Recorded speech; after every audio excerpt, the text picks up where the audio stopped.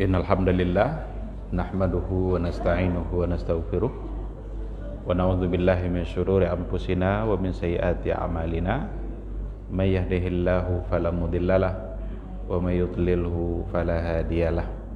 Asyhadu an la ilaha illallah wahdahu la syarikalah wa asyhadu anna Muhammadan abduhu wa rasuluh la nabiyya ba'dah. Ikhwati fillah, ma'asyiral hadirin wal hadirat, bapak-bapak, ibu-ibu yang dimuliakan Allah. Kembali kita bersyukur pada Allah Subhanahu wa taala pada maghrib yang penuh berkah ini. Alhamdulillah kita kembali dimudahkannya untuk bermajlis. Mudah-mudahan majlis ini bisa menjadi wasilah untuk mendapatkan ilmu, dan dengan ilmu yang kita miliki itu bisa menjadi wasilah untuk menyempurnakan pelaksanaan agama kita. Dan semoga majelis ini dicatat oleh Allah Subhanahu wa taala sebagai amal baik bagi kita bersama, insyaallah. Sama-sama kita juga harus berselawat dan salam untuk Rasulullah sallallahu alaihi wasallam. Allahumma shalli ala Muhammad wa ala ali Muhammad. Mudah-mudahan kita semakin mencintainya. Mudah-mudahan kita sebagai umatnya selalu mampu untuk membuktikan cinta dan rindu kita kepada beliau. Cinta itu akan menyelamatkan kita. Jadi yang akan menyelamatkan kita di akhirat kelak itu adalah cinta kita kepada Rasulullah sallallahu alaihi wasallam. Sebagaimana yang ada dalam sebuah riwayat, ketika salah seorang sahabat bertanya kepada Rasul, "Matas sa'ah?" Kapan terjadinya hari kiamat? Rasul tidak jawab. Rasul malah kembali bertanya. Apa pertanyaan Rasul? Madza a'datta laha? Apa yang telah kamu persiapkan untuk menghadapi hari kiamat itu? Jawaban sahabat tadi, a'dattuha bihubbillahi wa rasulih. Saya persiapkan menghadapi hari kiamat itu dengan cinta kepada Allah dan cinta kepada Rasul. Lalu kata Rasul, kalau begitu anta ma'aman ahbabta, kamu nanti akan bersama orang yang kamu cintai. Jadi oleh karena itu, cinta kita kepada Rasul itu akan menyelamatkan kita di yaumul mahsyar, akan menyelamatkan kita di hari akhirat kelak. Karena cinta itulah mudah-mudahan kita mampu untuk membuktikannya. Semoga kita semua mendapatkan syafaatnya insyaallah di yaumul mahsyar. Amin amin ya rabbal alamin. Ikhwati fillah, ma'asyiral hadirin wal hadirat, rahimani Allah wa iyyakum. Kembali pada maghrib hari ini kita akan mencoba untuk melanjutkan kajian yang tema besarnya adalah fikih kontemporer, mencoba untuk membahas hukum-hukum terhadap permasalahan-permasalahan baru yang terjadi dalam kehidupan kita. Kita sudah sampai pada slide bukan membicarakan fokus pada masalah barunya, tapi ini berisi metode penyelesaian masalah baru itu. Kalau seandainya terjadi persoalan dalam kehidupan kita, karena memang selalu saja ada persoalan itu.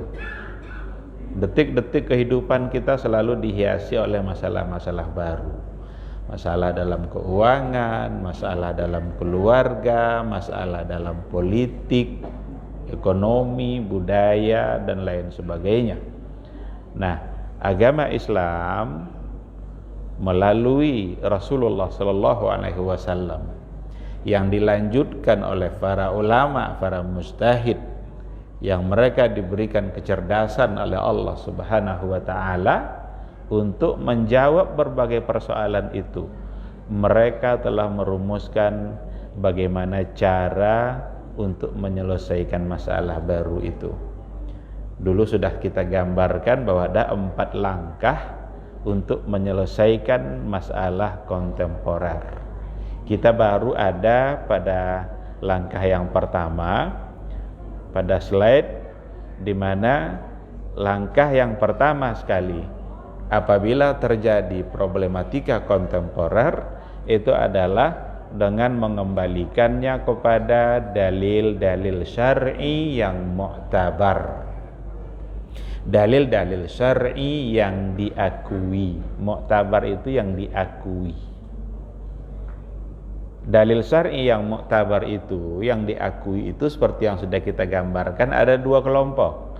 Ada yang disepakati oleh para ulama dan ada yang tidak disepakati. Maksud tidak disepakati berarti terjadi perselisihan di kalangan para ulama. Ada yang mengatakan itu sebagai dalil, ada yang mengatakan itu tidak sebagai dalil. Meskipun kecenderungan nanti dalam ikhtilaf mereka itu sepertinya ikhtilaf lafzi. Ikhtilafnya itu formalitasnya saja, sepertinya mereka berbeda, tapi pada hakikatnya substansinya mereka punya pandangan yang sama. Yang muttafaq alaiha, yang disepakati itu ada 4: Al-Quran, Sunnah, Ijma' dan Qiyas. Pertemuan yang terakhir yang sudah kita sampaikan baru 1, baru Al-Quran.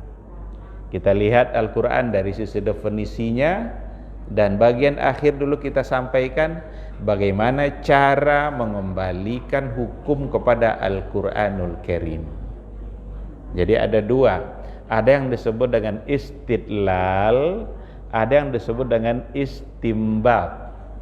Nah, ini istilah-istilah usul fikih yang barangkali mungkin bagi sebahagian mungkin ada yang merasa asing dengan istilah itu, tapi bagi mereka-mereka yang pernah mempelajari usul fikih, saya kira tidak akan asing bagi dia istilah itu. Kalau istidlal itu menjadikan nas sebagai dalil, jadi kita tinggal mengembalikannya. Hukum itu ada nampak pada nas, jadi tinggal menjadikan dia sebagai dalil. Sedangkan istimbat, dan itu yang banyak. Kalau kita bicara fikih kontemporer, tentu nanti tidak akan ada nasnya secara langsung. Kalau sudah ada nasnya, berarti tidak kontemporer, karena dia sudah memiliki nas secara langsung. Maka bagaimana caranya ketika tidak ada nas secara langsung? Maka caranya dengan istimbat. Bagaimana memanfaatkan nas yang ada, nusus syar'iyah, baik itu Al-Quran maupun itu sunnah, digalilah dari nas itu hukum. Hukum itu tidak nampak pada nas, tapi kecerdasan ulama mampu menggali hukum dari nas yang tidak nampak hukumnya tadi itu. Nasnya ada tapi hukumnya tak nampak di situ. Dengan konsep istimbat maka bisa dilahirkan, dimunculkan hukum. Nah, jadi 2 itu caranya. Istidlal itu umpamanya kalau kita bicara puasa, kalau ada orang sakit tidak sanggup untuk berpuasa, bagaimana caranya? Dia boleh tidak berpuasa tapi diganti nanti dengan fidyah. Apa dalilnya? Dalilnya adalah nas, itu istidlal namanya, karena hukum nampak pada nas. Faman kana minkum maridan aw ala safarin fa iddatum min ayyamin ukhar, nampak langsung pada nasnya. Tapi kalau istimbat, hukum tak nampak. Begitulah Allah mentakdirkan setiap generasi adanya para ulama-ulama, adanya para pakar-pakar yang memang menguasai konsep ijtihad, di mana mereka diberikan kemampuan untuk merumuskan atau melahirkan hukum dari nas-nas yang sudah ada. Itu dari Al-Quran, dan itu alhamdulillah sudah kita sampaikan pada pertemuan yang sebelumnya. Sekarang kita akan masuk pada dalil yang disepakati yang kedua, adalah sunnah. Kita mendengar dua istilah, ada sunnah, ada hadis. Apakah itu dua istilah yang sama, ataukah dua istilah yang berbeda, ataukah dua istilah yang ada samanya, ada bedanya? Jadi ada sunnah, ada hadis. Ada lagi nanti kita mendengar ada sunnah, ada bid'ah. Berarti berlawanan. Kalau sunnah sama hadis, dia dua istilah yang tidak berlawanan. Cuma untuk memahaminya, itu memang kita perlu melihat definisi itu datang dari siapa. Dikarenakan oleh, kan bidang ilmu itu sekarang kan sudah sangat banyak sekali. Dulu pada masa Nabi ilmu itu tak dibagi-bagi, tidak dikenal ilmu fikih, ilmu mustalah hadis. Pada masa Nabi belum muncul istilah itu, menyatu dia dalam pengetahuan mereka. Bukan berarti tidak ada, sudah ada, cuma belum menjadi sebuah istilah untuk ilmu tersendiri. Ilmu fikih tidak ada kenal. Padahal Rasul mendoakan Ibnu Abbas, Allahumma faqihhu fid din wa 'allimhu ta'wil. Ya Allah, jadikanlah Ibnu Abbas ini orang yang faqih dalam agama, fikih berarti. Wa 'allimhu ta'wil, dan paham dia ta'wil. Ta'wil di situ artinya adalah tafsir. Berarti ada fikih, ada tafsir. Tapi belum dikenal secara bidang ilmu. Nah, maka untuk mengetahui definisi hadis dengan sunnah itu maksudnya apa, bagi kita hari ini perlu melihat dari mana, dari siapa datangnya definisi itu.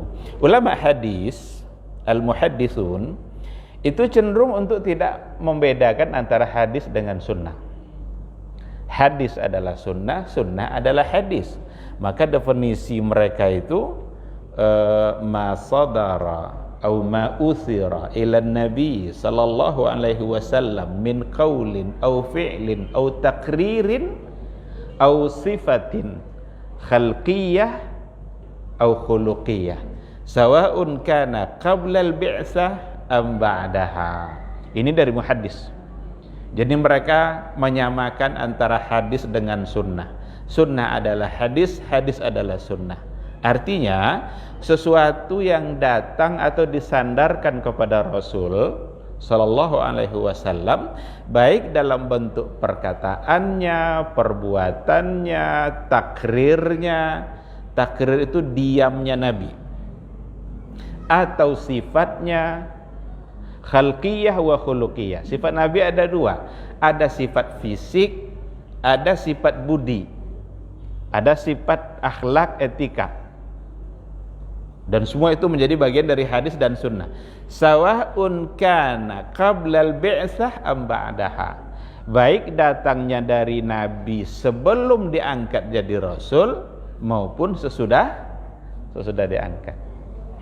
Yang datang dari Nabi kan banyak, perkataannya, perbuatannya, takrirnya, sifatnya. Sebelum diangkat menjadi Rasul pun itu oleh muhaddis akan disebut sebagai sunnah atau disebut sebagai hadis. Akan berbeda nanti halnya ketika kita lihat definisi dari usuliyin. Yang dimaksud dengan usuliyin di sini ahli usul fikih. Ahli usul fikih itu membedakan definisi antara hadis dengan sunnah. Tidak sama dia dengan muhaddis yang menyamakan. Kalau usul fiqh itu membedakan. Dari mana perbedaannya? Bagi ahli usul fikih, kalau hadis sama. Kalau hadis sama seperti tadi dengan muhaddis. Tapi kalau untuk sunnah, definisi sunnah dalam usul fikih itu tidak masuk apa yang datang dari Nabi sebelum diangkat menjadi Rasul. Boleh usul fikih. Jadi yang sunnah itu yang datang dari Nabi, perkataannya, perbuatannya, takrirnya setelah diangkat menjadi Rasul. Kenapa usul fikih membatasi sunnah itu hanya sebatas setelah diangkat menjadi Rasul? Itu tidak lain dan tidak bukan adalah dikarenakan oleh ahli usul fikih memandang sunnah itu sebagai sumber hukum. Sebagai sumber hukum.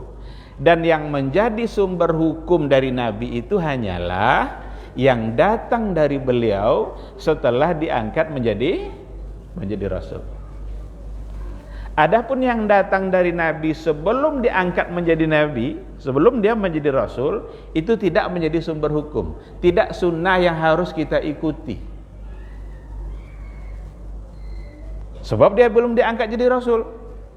Dari mana datang sumber hukumnya? Hukum itu baru ada ketika tasyri' ada. Kapan tasyri' itu ada? Ketika Nabi sudah dideklarasikan menjadi seorang Rasul, baru ada tasyri'. Maka apa saja asal datang dia sebelum Nabi diangkat menjadi Rasul, tidak sesuatu yang harus diikuti sebagai sunnah. Maka kalau saya tanya umpamanya, apakah bersemedi di Gua Hira itu sunnah? Nabi kan sebelum dia diangkat menjadi Rasul, dia naik ke Gua Hira. Sekarang sunnah tidak naik ke Gua Hira? Jawabannya tidak. Kenapa tidak? Karena itu tidak lagi dilakukan Nabi setelah dia menjadi Rasul. Jadi jangan dikira sunnah itu. Tapi boleh tidak naik ke Gua Hira? Boleh. Ada orang pergi umroh, salah satu dari rangkaian umrohnya naik ke Gua Hira. Boleh. Karena mungkin kita ingin mencoba untuk menjajaki, mengetahui gimana rasanya. Padahal naik sekarang nggak sama dengan naik dulu. Kalau naik sekarang itu sudah dibuatkan jalannya, sudah ada semennya, ada keras dia. Dulu keras juga, tapi tidak sama kerasnya dengan yang sekarang. Betapa susahnya dulu Nabi itu untuk naik ke Gua Hira. Itu namanya melakukan sesuatu yang sifatnya ziyadatus tsaqafah. Untuk menambah wawasan. Kalau ziarah tsaqafiyah. Sama dengan, kan ada hadis la tusaddur rihal illa ila 3 masajid. Tidak boleh kita bersusah payah mempersulit diri untuk berjalan ke satu masjid kecuali pada 3 masjid saja. Masjid Haram, Masjid Nabi, dan Masjidil Aqsa. Berkunjung yang dimaksud di sini, ziarah yang dimaksud di sini ziarah lil ibadah. Ziarah untuk tujuan ibadah. Tidak ada selain dari yang 3 ini. Tapi apakah kita boleh kalau ingin pergi, ada masjid yang terkenal di dunia ini, umpamanya kita punya uang pula, ingin kita datang ke sana nengok, mengunjungi agar kita tahu seperti apa masjidnya? Boleh. Tapi ziarahnya bukan ziarah lil ibadah, tapi ziarah tsaqafiyah. Ziarah untuk menambah wawasan, menambah ilmu. Adapun ziarah untuk beribadah hanya 3 masjid saja. Orang bersusah payah pergi ke Masjid Agung Madani Pasir Pengerayaan. Setelah diklaim sebagai masjid nomor 1 di, berapa banyak orang datang ke sana. Tapi tujuannya bukan sengaja lil ibadah, karena tidak ada fadilahnya sholat zuhur di sana dengan di masjid sini. Sama. Subuh di Masjid Agung sana, subuh di sini sama. Tapi sama tidak subuh di sini sama subuh di Masjid Nabawi? Tidak. Maka yang 3 ini Nabi melarang la tusaddur rihal, itu ziarah lil ibadah. Ziarah yang tujuannya untuk beribadah. Adapun lis tsaqafah, untuk menambah wawasan pengetahuan, maka itu dibolehkan. Baik, kembali kita ke tema kita. Jadi usul fiqh tidak memasukkan apa yang datang dari Nabi sebelum diangkat itu menjadi sunnah. Kalau saya tanya lagi, sunnah enggak hukumnya mengembala kambing? Kenapa tidak? Bukankah Nabi melakukan? Karena dilakukan Nabi sebelum diangkat menjadi rasul. Nah, jadi usul fikih itu dia kan fokusnya adalah pada penetapan hukum. Sehingga kalau memang fokusnya ada pada penetapan hukum, disitulah alasan mereka menetapkan bahwa sunnah itu hanya ba'dal bi'tsah. Jadi nampak oleh kita bedanya. Kenapa berbeda definisi antara muhaddis dengan usul fikih? Muhaddis dia fokusnya tidak pada menjadikan sunnah sebagai sumber hukum. Muhaddis itu fokusnya adalah inventarisasi semua yang datang dari Nabi, tanpa memandang apakah sebagai sumber hukum atau tidak. Karena muhaddis itu kerjanya mencoba mengumpulkan apa saja asal datang dari Nabi, berarti itu adalah hadis. Itu juga adalah sunnah, tanpa memandang dari sisi apakah sebagai sumber hukum atau tidak. Namun usul fiqh mereka fokus pada sumber hukum, makanya dibedakannya antara hadis dengan sunnah. Lain lagi halnya nanti ketika kita bicara sunnah menurut versi fuqaha. Jadi ada sunnah oleh muhaddis, ada sunnah oleh usul fikih, ada sunnah oleh ilmu fikih. Kalau sunnah oleh usul fikih tadi adalah dalilul hukum, dalil hukum. Tapi kalau sunnah oleh fuqaha, sunnah oleh ahli fikih, itu adalah hukum itu sendiri. Jadi bukan dalil hukum. Maka hukum itu ada wajib, ada sunnah, ada makruh, ada haram. Jadi kalau orang bilang sunnah, itu kira-kira sunnah dalam perspektif apa? Itu perlu diketahui secara baik. Kalau dia bicara sunnah dalam perspektif fikih, berarti sunnah sebagai hukum, dan itu di bawah wajib. Puasa Ramadan wajib, puasa Senin Kamis sunnah. Berarti sunnah ala fikih hukum itu sendiri. Maka ada hukum itu sunnah, dalilnya sunnah. Sebuah hukum dikatakan ini sunnah, dalilnya sunnah. Berarti hukum sunnah itu bahasa fikih, dalil sunnah itu bahasa usul fikih. Ada sunnah lalu digali darinya hukum. Berarti sunnah di sini adalah dalam perspektif usul fikih, hukumnya nanti dalam perspektif ahli fikih. Sehingga ada sunnah Nabi yang hukumnya wajib, ada sunnah Nabi yang hukumnya sunnah, ada hukumnya sunnah Nabi yang hukumnya mubah. Bisa tidak kita pahami itu? Jadi ada sunnah Nabi hukumnya wajib. Salat Jumat sunnah Nabi tidak? Kenapa sunnah Nabi? Karena Nabi melakukan. Apa hukumnya? Wajib. Salat duha sunnah Nabi tidak? Sunnah Nabi. Apa hukumnya? Sunat. Jadi ada sunnah yang hukumnya wajib, ada sunnah yang hukumnya sunnah, ada sunnah yang hukumnya mubah. Pakai baju putih sunnah Nabi enggak? Nabi itu kalau pakai baju paling suka dia pakai baju warna putih. Berarti sunnah. Tapi apa hukumnya? Mubah. Jadi kalau ada orang bilang nanti kamu ini enggak nyunnah, tunggu dulu, sunnah ini apa hukumnya? Kalau kamu enggak sunnah karena enggak salat zuhur hukumnya wajib. Tapi kalau dia enggak nyunnah karena enggak pakai jubah, sebab Nabi pakai, berdosakah kita kalau tidak pakai jubah? Berarti kalau meninggalkan sunnah Nabi yang hukumnya mubah, apa hukumnya? Boleh-boleh saja karena mau hukumnya mubah. Nabi itu kalau makan daging kambing, dia suka tulang rusuknya.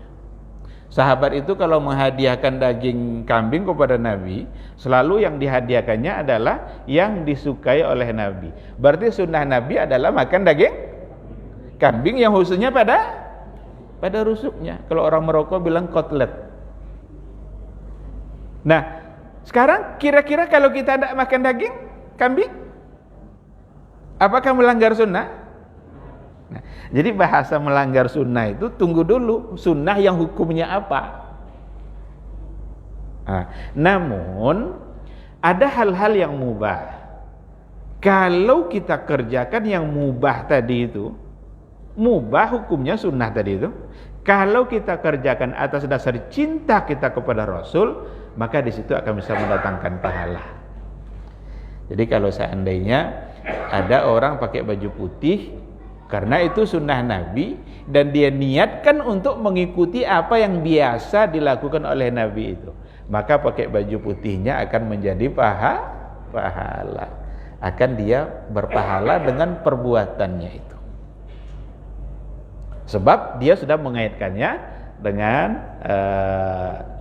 dia ingin membuktikan kecintaannya kepada Rasul dengan cara mengerjakan apa yang biasa dilakukan oleh Rasulullah Sallallahu Alaihi Wasallam. Makanya dulu Ibnu Umar ketika melaksanakan haji, dia ada dari Mekah menuju Arafah itu, ada satu tempat di mana Ibnu Umar keliling muter-muter 3 kali. Keliling muter-muter 3 kali. Sahabat yang lain tidak ada yang melakukan itu. Hanya Ibnu Umar. Lalu sahabat nanya, kenapa kamu muter-muter 3 kali di situ? Apa jawabannya? Saya pernah lihat Nabi di sini ini muter 3 kali. Saya pernah melihat Nabi di sini ini muter tiga kali. Berarti dia melakukan sesuatu yang Nabi pernah melakukan. Oleh karena itu, tetap akan menjadi lebih baik ketika kita melakukan apa yang memang dilakukan oleh Nabi. Nah, kalau memang hukumnya adalah mubah. Karena kita juga harus berhati-hati dalam persoalan ini. Menempatkan hukum mubah, menempatkan hukum sunnah untuk sebuah sunnah, tentu perlu kepastian dari mana datangnya. Tidak boleh dianggap sesuatu itu jangan-jangan ini mubah, padahal memang sesuatu yang dianjurkan oleh Nabi. Kalau sudah datang anjurannya dari Nabi, berarti di situ sudah mulai ada keputusan hukum yang meningkat daripada sekedar mubah, karena Nabi sudah memerintahkan. Apa contohnya? Kalau tadi kita ambil biar kita mudah memahaminya. Tadi saya katakan bahwa pakai baju putih itu menjadi kebiasaan Nabi. Namun pada saat Nabi mengatakan, kafanilah jenazah kalian dengan kain berwarna putih. Jadi memakai pada saat kita hidup mubah. Memakaikan pada orang yang sudah mati sudah diperintahkan oleh Nabi. Oleh karena itu, ketika sudah ada perintah, ada alasan kita kuat untuk tetap mengamalkannya. Maka jarang, bahkan tidak pernah kita melihat orang dikafani selain warna putih. Karena Nabi pun dikafani dengan kain warna putih tenunan dari Yaman, dan ada perintah dari Nabi bahwa kafanilah jenazah kalian dengan kain yang berwarna putih. Nah, jadi itu untuk memahami kata sunnah dengan hadis. Jadi nampaklah oleh kita bagaimana cara memahami antara sunnah dengan hadis. Muhaddis tidak membedakan, usul fikih membedakan. Karena sunnah bagi usul fikih hanya yang datang setelah diangkat menjadi rasul. Sedangkan sunnah oleh ahli fikih itu adalah hukum itu sendiri, di mana hukum itu ada 5, yang salah satunya adalah sunnah. Tinggal lagi sunnah yang sebagai lawan dari kata bid'ah. Kalau sunnah sebagai lawan dari kata bid'ah, itu berarti kategorisasinya adalah yang datang dari Rasulullah Sallallahu Alaihi Wasallam yang dicontohkannya atau yang diperintahkannya atau yang ada dalil. Sedangkan sesuatu yang tidak dicontohkan, tidak ada dalil, maka bisa dianggap sebagai sesuatu yang bersifat bid'ah.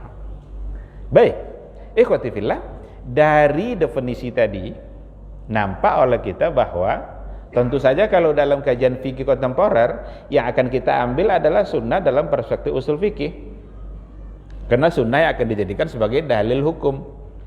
Terjadi nanti persoalan kontemporer, masalah baru, bagaimana mengembalikannya. Berarti otomatis sunnah yang dimaksud adalah sunnah dalam perspektif usul fikih, di mana dikatakan ma'udhifa ilan nabi sallallahu alaihi wasallam min qaulin au fi'lin au taqrir, yang datang dari Nabi, baik perkataannya maupun perbuatannya maupun takrirnya maupun diamnya. Maka dari definisi ini kita lihat dan kita tahu bahwa sunnah itu berarti ada tiga. Sunnah ada tiga. Ada yang disebut sebagai sunnah qauliyah, ada yang sunnah fi'liyah, ada yang sunnah takririyah. Yang sunnah qauliyah saya kira gampang kita untuk memahaminya, sesuatu yang datang, sesuatu yang diucapkan atau perkataan yang datang dari Rasulullah Sallallahu Alaihi Wasallam. Banyak sekali contohnya.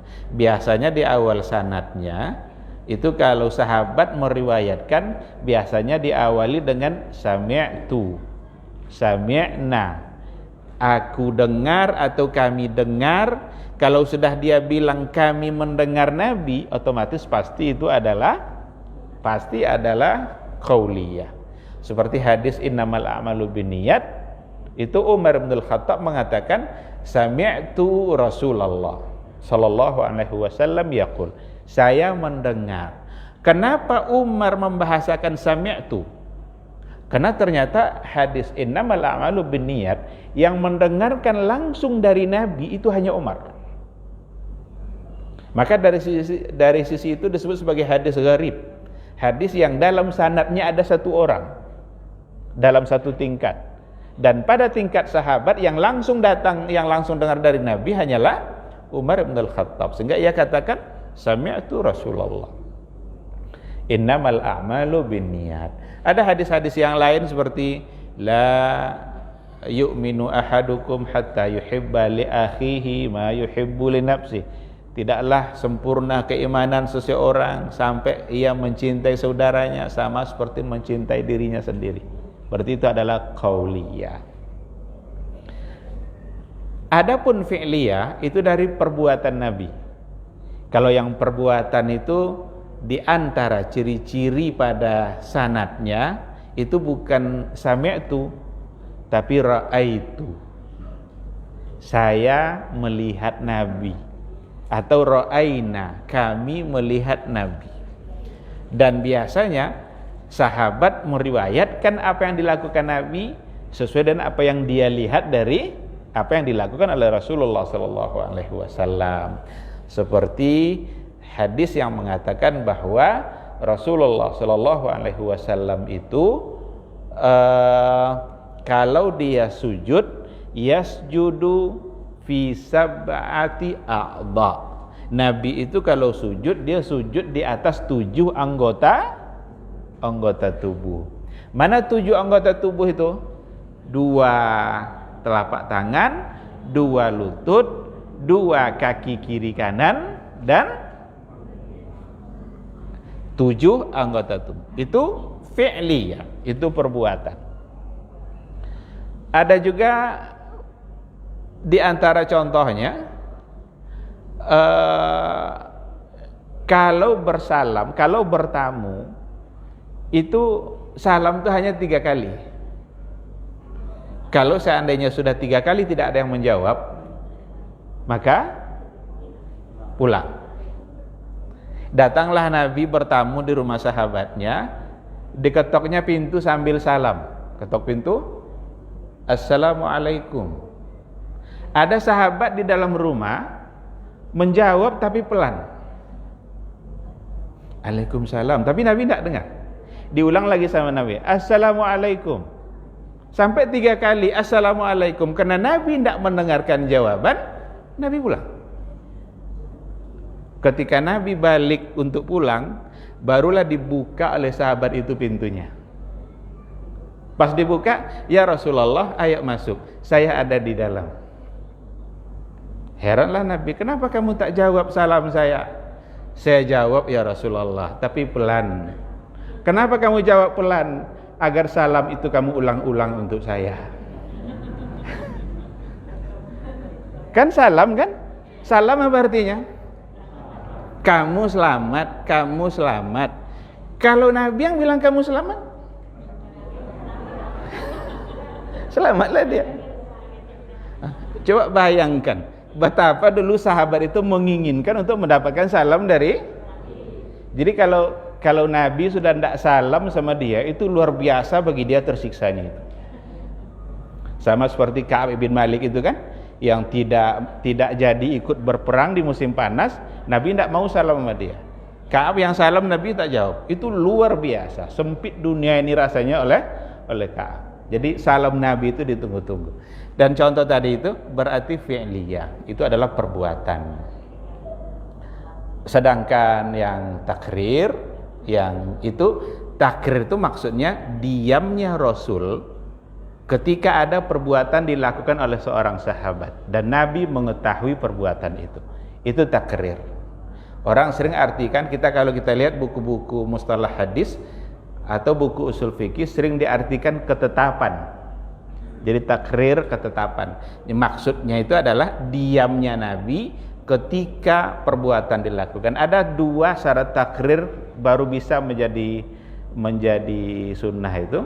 Di antara yang itu adalah Nabi mengetahui perbuatan itu atau diberitahu. Kalau Nabi mengetahui berarti di hadapan Nabi terjadinya, lalu Nabi mendiamkan. Atau Nabi diberitahu, berarti terjadinya tidak di hadapan Rasul, cuma ada yang memberitahukan. Nah, yang kedua, pelakunya adalah Muslim. Kalau seandainya Nabi mendiamkan sesuatu yang mana pelakunya bukan Muslim, itu bukan sebagai takrir yang menjadi sunnah. Karena banyak Nabi mendiamkan perbuatan orang-orang jahiliyah, mungkin karena saatnya belum tidak bisa dilarang, karena itu adalah perbuatan mereka. Jadi pelakunya adalah Muslim, dan itu adalah sahabat. Yang kedua, Nabi mengetahui. Dan diam di sini maksudnya bisa dengan adanya indikasi. Indikasi itu seperti senyum. Nabi tidak mengiyakan, tidak pula meniadakan, tapi dia senyum. Seperti yang dilakukan oleh Amr ibnul As. Amr ibnul As itu dalam satu perjalanan di perang Zatus Salasil, itu dia pernah mampir di musim dingin, mampir di perjalanan, dan ia mimpi basah, tapi waktu itu dia tidak mandi junub. Amr ibnul As tidak mandi janabah, padahal dia pula yang memimpin sholat subuh waktu itu. Ada sahabat yang komplain. Bagaimana komplainnya para sahabat? Masa dia menjadi imam kita sementara dia dalam keadaan junub, tidak mandi, dia hanya bertayamum saja. Sampai di Madinah, disampaikanlah kepada Rasulullah SAW, dipanggil Amr ibnul As ini oleh Nabi. Sini kamu wahai Amr, ada laporan kemarin dalam perjalanan kamu begini. Iya tuh, kata Rasul. Benar kamu sholat, asallaita bin nasi wa anta ala junub. Apakah kamu mengimami sholat kamu dalam keadaan junub? Kata Amr ibnul As, iya ya Rasulullah. Kenapa kamu lakukan itu? Kata Amr ibnul As, musim dingin ya Rasul. Saya takut kalau saya mandi, saya mati. Dibacanya lah ayat, la taqtulu anfusakum, innallaha kana bikum rahimah. Janganlah kamu membunuh diri kamu. Saya takut ya Rasulullah, kalau saya mandi juga, lalu saya mati, saya melanggar ayat ini. Karena ayat mengatakan, la taqtulu anfusakum, jangan kamu bunuh diri kamu. Saya takut melanggar ayat ini. Tersenyumlah Rasulullah sallallahu alaihi wasallam. Dia enggak pula bilang, oh iya betul juga tuh. Enggak. Hanya senyum. Senyum itu sudah bisa dijadikan indikasi bahwa Nabi menyetujui perbuatan tadi. Berarti ada hukum di situ. Kalau hari ini boleh enggak kita bertayamum kena dingin? Karena merasa dingin pagi-pagi enggak mau mandi, padahal dia harus mandi janabah. Bertayamum aja dia. Alasannya la taqtulu anfusakum. Sebagaimana Amr ibn al-As beralasan di hadapan Rasul. Azan pula itu. Jadi berarti kan ada alasan kan? Sebenarnya kalau memang ada keadaan dingin yang mana kita sulit untuk mandi. Tapi zaman kita sekarang tidak sama dengan dulu. Zaman sekarang panasin aja air. Dipanasin aja air lalu hilanglah dinginnya tadi. Kalau dulu enggak, apalagi di perjalanan dia kan, dan dingin di Arab ya benar-benar dalam keadaan yang dingin. Nah, jadi cara mengaitkan persoalan ini dengan masalah kontemporer itu memang nampak nanti itu. Sama seperti salam tadi itu. Seperti jangan salam jangan hanya dibolehkan tiga kali. Sekarang kalau kita mau analogikan, kalau kita miss call orang sudah 3 kali miss call-nya tidak diangkat-angkat oleh dia, boleh tidak miss call yang keempat kali? Nah, kan salam kan cuma 3 kali. Tak assalamualaikum, tidak dijawab, ulang lagi sampai 3 kali, dah ulang. Sekarang kita miss call, sekarang kita buka HP sampai 10 kali miss call-nya kan? Nah, jadi ada hal-hal yang ada pada Nabi, tapi ada pengembangannya pada masalah kontemporer. Nah, jadi untuk takrir diamnya Nabi, dan diam itu bisa dengan adanya indikasi. Ada banyak contoh sebenarnya, seperti orang yang di Sunan Abi Daud itu ada dijelaskan 2 orang yang musafir, lalu ketiadaan air, maka ia bertayamum. Dia bertayamum, sholatlah dia dengan tayamumnya. Setelah dia sholat, dia melanjutkan perjalanannya. Dalam perjalanan lanjutan tadi itu, dia menemukan air.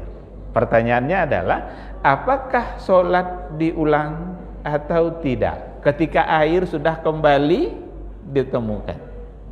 Terjadilah perdebatan di antara dia berdua, yang satu mengatakan diulang, yang satu mengatakan tidak diulang. Yang satu mengulang karena waktu masih ada katanya. Tadi kita bertayamum. Sedangkan yang kedua tidak mengulangnya karena memang dia sudah mengerjakan sholat sesuai dengan tuntunannya. Ketika tidak ada air ya bertayamum. Sampai di Madinah dilaporkan lagi kepada Nabi. Nah, itu untungnya sahabat itu kan, kalau sahabat itu ada sumber langsung. Kalau ada masalah nanya, selesai langsung. Tanya pada Nabi, ya Rasulullah, kami kemarin begini. Kami satu mengulang, satu tidak. Kepada yang tidak mengulang, kata Nabi, asabtas sunnah. Itulah sunnah yang sebenarnya. Jadi tidak perlu lagi untuk diulang karena sudah mengerjakan sesuai dengan tuntunannya.